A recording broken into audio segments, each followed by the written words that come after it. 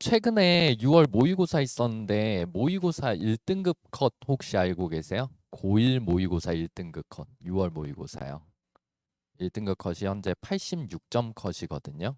어, 그럼 좀 편하게 말씀드리면 시험 어려웠을까요? 쉬웠을까요? 시험 쉬웠습니다. 그럼 이제 좀 어렵네요. 등급 컷은 낮은데 시험이 쉬워요. 그러면 이 두 가지를 합치면 어떤 결과를 도출할 수 있을까요? 학생의 실력이 처참하다라는 결과를 도출을 했어요. 근데 대부분 이제 국어 공부를 진짜 대충 하는 자녀분들의 공통된 이야기가 있어요. 모의고사 본날에 이제 궁금하니까 국어 좀 잘 봤니? 걱정 반 기대 반 해가지고 물어보면은 거의 대부분 뭐라고 해요? 아침에 졸려가지고 열심히 안 봤다라고 얘기를 합니다. 너무나 당연하죠. 우리가 문제가 생기면은 대표적인 자기 합리화가 회피잖아요. 뭐 제 다이어트처럼 이제 뭔가를 그냥 그런 적 없다. 나는 살을 빼려고 시도한 적 없다. 뭐 이렇게 얘기하는 것처럼 이렇게 진지하게 국어 모의고사 쳐본 적 없다. 이런 식으로 얘기하는데 사실 현장에서 이제 국어 강의라는 제 입장에서는 굉장히 당연한 느낌을 많이 받아요. 이번에 어떤 게 되게 신선했었냐면은 고등학교 1학년 모의고사는 아닌데 고등학교 2학년 모의고사에서 원래 어휘풀이에 한 번도 넣어주지 않았던 단어를 어휘풀이로 넣어줬었거든요. 고전 소설을 읽다 보면은 이런 말이 나와요. 앙천통곡이라는 말이 나오거든요. 예, 어머님들이 아버님들은 모르셔도 돼요. 어차피 수능 안 치실 거잖아요. 근데 역대 수능 평가원 모의고사에서 이 단어의 뜻을 얘기해 준 적이 한 번도 없어요. 그냥 편하게 말씀드리면 하늘을 바라보면서 통곡한다는 뜻이거든요. 근데 이번에 고2 모의고사에서 이 앙천이 무슨 의미인지를 어휘풀이로 제시했습니다. 그러니까 바꿔 얘기하면은 현장에서 국어 강의를 하는 국어 선생님들은 현재 학생들의 어휘력이 사실 굉장히 문제 요소가 크다라고까지 생각을 하고 있다라고 보시면 되거든요. 그래서 이런 대전제를 갖고 여름에 어떤 것들을 해야 되는지에 대한 얘기를 좀 해볼게요. 자, 크게 네 가지 얘기를 중심으로 말씀을 드릴 거예요. 2학기 대비 어떻게 앞으로 이렇게 네 가지 얘기를 할 건데요. 여기만 보시면 되세요. 2학기 때 등급을 가르는 결정적인 부분들은 사실 다들 들어보셔서 아시겠지만 중세국어 문법 범위가 굉장히 부담이 많이 된다라고 얘기를 해요. 뭐 이제는 고등학교 1학년 어머님 아버님들은 저랑 거의 동년배이신 분들도 이제 있으시더라고요. 그래서 뭐 고등학교 때나 중학교 때 세종어제 훈민정음을 외워가지고 그걸 못 외우시면은 이렇게 손등 맞고 그랬던 거 혹시 기억나세요? 나라말싸미 뒹기게 달아 서로 사맞디 아니하시. 그게 아직도 교과서에 있습니다. 그래서 이 부분들을 학생들이 사실 굉장히 어려워하는데요. 어려워하는 게 조금 이유가 있는 것 같아요. 그러니까 실제로 교과서 내용만 나와도 어려운데 실제 시험 문제를 봤을 때 교과서 내용 약간의 플러스 알파가 붙어 있어가지고 교과서 내용만 깨끗하게 보고 간 친구들이 얻을 수 있는 기대값이 있고 플러스 알파를 한번 좀 살피고 간 친구들의 기대값이 분명히 다른 부분인 것 같아요. 좀 편한 말로 말씀드리면 이쪽 파트는 수업을 했을 때 수업발을 좀 잘 받는 단원에 해당을 해요. 이해되시죠? 그다음에 두 번째로는 늘 미뤄오셨던 수능 국어를 조금 공부를 해보실 수도 있겠죠. 뭐 문학이라든지 독서 같은 것들 있잖아요. 이제는 비문학을 독서라고 하거든요. 그래서 문학과 독서 강의 같은 것들을 조금 해보시는 것도 나쁘지 않습니다. 큰 틀에서 자녀분들이 요즘 학생들이 쓰는 말 중에 혹시 정시 파이터라는 말 들어보셨어요? 왜 정시와 싸워야 되는지는 잘 모르겠는데 정시 파이터라는 표현을 막 쓰면서 내신을 던진다고 얘기를 하죠. 근데 내신을 던지면서도 또 웃긴 게 정시 공부를 딱히 하진 않습니다. 그래서 무엇과 싸우는지는 모르겠지만 아무튼 하고 있어요. 그다음에 아까 말씀드렸던 것처럼 교육청 모의고사만 봐도 그러니까 수능은 실제로 현장 고등학생들을 안 만나는 교수님이 출제하니까 어휘풀이 수준이 계속 그대로인데 교육청 모의고사는 학교 선생님들이 출제하시거든요. 그래서 해마다 교육청 모의고사를 검토하다 보면 현장 선생님들이 학생들의 어휘력을 어떻게 생각하는지를 알 수 있어요. 이건 수능 기출로 보는 게 아니라 학생들에 대한 어휘력 판단은 교육청 기출을 근거로 봐야지 정확하거든요. 출제 주체가 다르기 때문에 그런데요. 그러다 보니까 이런 학습들이 모두 일어나는 형태로 여름을 대비하시는 게 맞지 않나라고 생각을 해요. 그러다 보니까 대비를 한다라고 했을 때 중세국어 교과서 범위와 플러스 알파에 대한 학습이 일어나야 될 텐데요. 이때 이 플러스 알파를 어떻게 할 것이냐에 대한 얘기가 이제 핵심이에요. 올해를 기준으로 2022 개정교육과정이 시행이 되고 있죠. 교육과정이 바뀌었거든요. 교육과정이 바뀔 때마다 학습량은 증가할까요? 감소할까요? 당연히 감소합니다. 그러면은 어머님, 아버님들이 출제를 하셔야 되는 학교 교사라고 생각하고 조금만 상상해 보세요. 교과서의 내용은 계속 빠지고 있어요. 근데 교과서에 있는 내용만 가지고 출제를 하면은 변별을 하기가 약간 어려운 것 같아요. 그래서 변별을 해야 될 것 같아서 본인이 플러스 알파를 출제해야 됩니다. 근데 플러스 알파를 출제해야 되는데 자신도 처음 보는 텍스트를 처음부터 공부해가지고 할 수도 있고요. 그렇잖아요.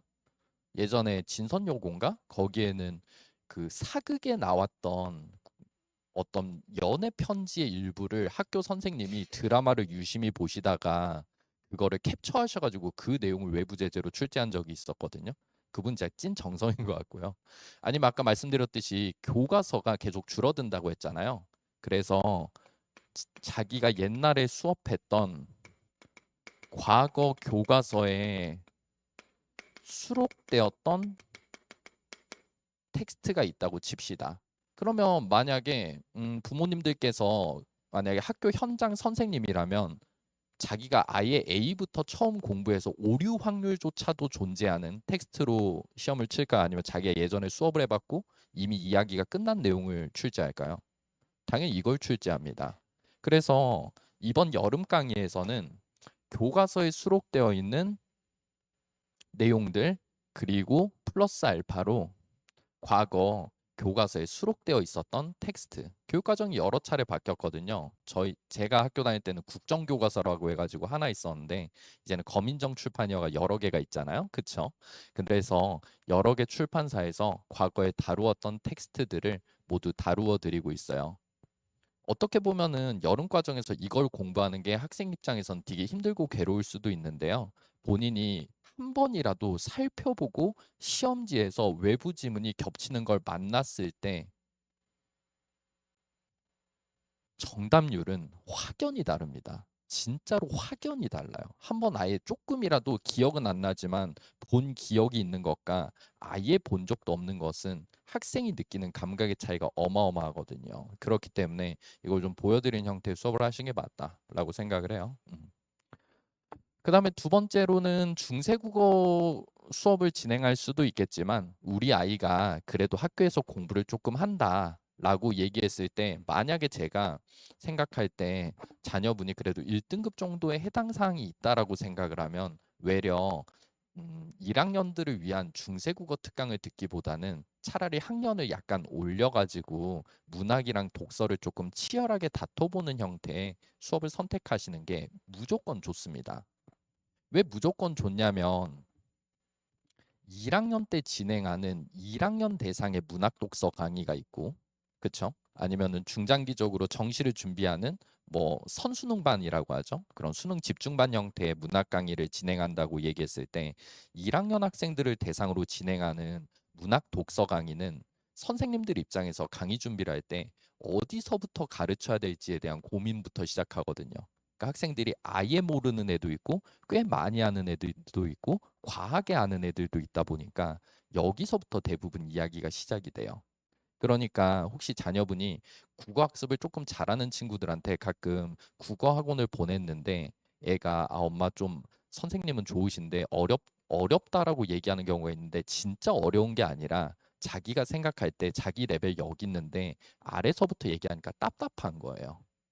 그쵸. 그러다 보니까 만약에 제가 봤을 때 등급이 좀 나오고 혹은 등급이 꼭 안 나오더라도 큰 틀에서 자기가 수능 강의를 조금 들어야 된다라고 생각하시면은 여름부터 하시는 게 맞습니다. 이런 것들은 무조건 일찍 시작하실수록 태가 잘 나거든요. 음. 그다음에 세 번째로는 어휘는 날마다 하는 게 맞습니다. 음. 그래서 그걸 날마다 조금 해드리게 제가 고민을 좀 많이 했는데요. 이번에 여름 강의는 크게 두 가지를 준비를 했고, 그래서 첫 번째로는 깊게 공부해보는 중세국어라는 제목으로 고1 강의를 기획을 했어요. 여기서 깊게 공부한다라는 얘기는 꼭 생각을 잘 하셔야 되는 게 여러 차례를 반복해가지고 외우게 만들어준다라는 의미의 깊게가 아닌 거 알겠죠? 아까 전에 말씀드렸듯이 출제의 범위가 교과서에만 한정되어 있는 게 아니라 교과서 바깥 얘기까지 다룬다는 지점에서 깊다라고 말씀을 드릴 수 있고요. 그 다음에 뭐 커리큘럼 유심히 보신 분들은 아시겠지만 저희가 회차 마지막 부분에 고전 시가를 조금 읽어드릴 거거든요. 근데 고전 시가를 읽는 과정에서 중세국어 문법을 알고 있어서 발생하는 장점들이 있어요. 예를 들어서 고전 시가 수능 문제를 기준으로 조금만 자세히 한번 생각해 보시면 되게 좋거든요. 수능 국어 기준으로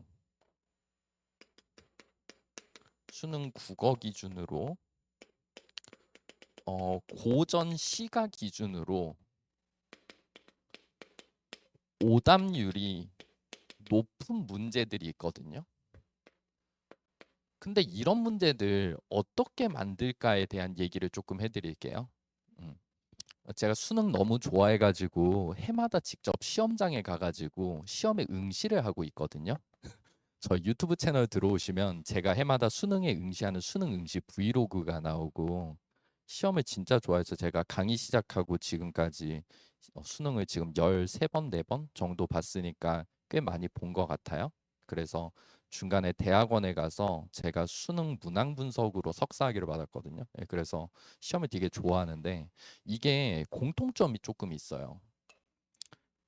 대부분 고전 시가에서 최고 오답률 문제들이 왜 발생할까라고 얘기했을 때 여러 가지 유형들이 있는데 대표적으로 서리법에 대한 이해를 잘 못하거든요. 서리법이 무슨 말이냐면은 의문의 형식을 갖고 있으면서도 음, 의문의 내용이 아닌 것을 뜻해요. 수업 시간에 이건 낫기호로 쓰는데 기호 논리학에서 낫이거든요. 그래서 질문인데 질문이 아닌 거 있잖아요. 뭐 되게 자녀분들한테 그렇게 해가지고 대학 갈 수 있겠냐 이런 것들 서리법이에요. 그렇잖아요. 근데 조금만 생각을 했을 때 학생들이 서리적 표현이라는 말을 고전 시가에서 판단을 잘 못해요. 근데 왜 그럴까라고 얘기를 했을 때 뭐에 대한 판정이 떨어지는 거냐면 중세국어 해석을 잘 못하기 때문에 그렇거든요. 중세국어에서 의문형의 표현은 이렇게 오나 고나 가나 뇨나 뭐 이런 형태로 많이 나오거든요. 사실 뭐 이렇게 과거에 공부를 해보신 분들은 다 기억나실 거예요. 그렇게 해서 대학 갈 수 있겠느뇨 이런 것들 있잖아요. 근데 이런 것들을 봤을 때 조금 공부를 해보신 분들은 이게 직관적으로 의문형을 파악을 할 수 있는데 대부분의 학생들은 이게 의문형 어미인지조차를 모르는 거죠. 뭐에 대한 판정이 떨어지니까요. 중세국어에 대한 판정이 떨어지니까요. 그러다 보니까 언뜻 생각해 보면은 아이가 고전 시가 공부를 못한 것 같지만 깊게 따지고 보면 중세국어에서 의문형의 종결이 어떻게 실현되는지에 대한 문법적 요소에 대한 판정부터 밀리니까 해석이 안 되는 거예요. 그런데 아이는 원인을 중세국어 문법의 의문 요소라는 내용을 파악하지 못해서라고 생각을 하지 않고 엄마 내가 고전 시가를 특강을 안 들어봐서 그래. 고전 시가를 외워보지 않아서 그래라고 얘기를 합니다. 이거 원인이 잘못됐어요. 그래서 이것들을 해결할 수 있게끔 이번 커리큘럼에서는 배운 중세국어 문법이 실제로 고전 시가 텍스트에 어떻게 적용되는지에 대한 얘기를 중간중간 좀 맞춰 드리려고 해요. 1학년 교과서에 대표적으로 이제 수능 얘기도 해드렸으니까 내신 얘기를 좀 더 해드릴까요? 1학년 교과서에 가실이라는 작품이 있어요. 내신에서도 이게 적용이 되거든요.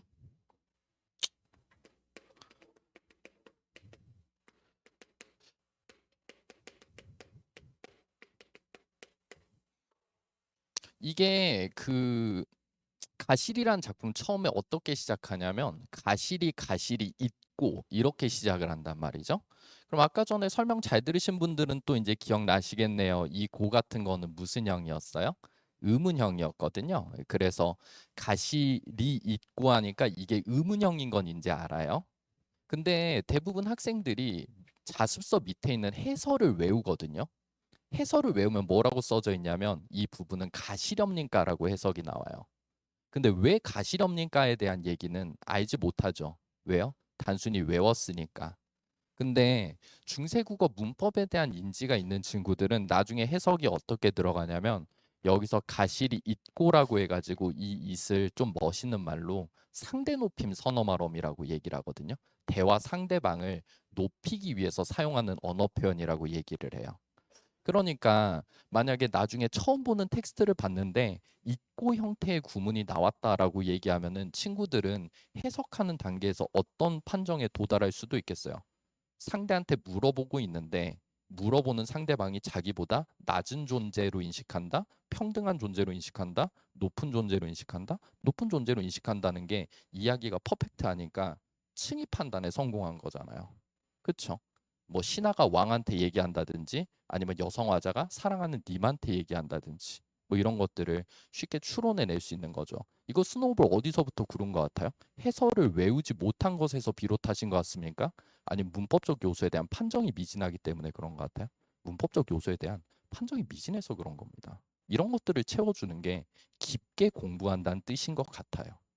교과서 내용을 빈칸 넣기를 모두 써봐서 외우지 못하면 집에 보내지 않았습니다가 깊다가 아니라고요. 좀 생각을 해보실 필요가 있는 것 같고요. 그 다음 두 번째로는 날마다 문학학습을 조금 하셔야 돼요. 독서도 날마다 하시면 될 것 같고요. 이건 이제 강의 형태로도 진행이 되고 저희가 1학년 수업을 선택하시면은 저희가 주차 과제물의 형태로 제공을 해드리는데요.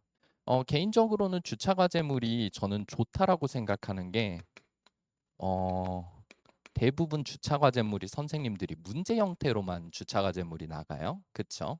근데 이제 저희 주차 과제물 같은 경우에는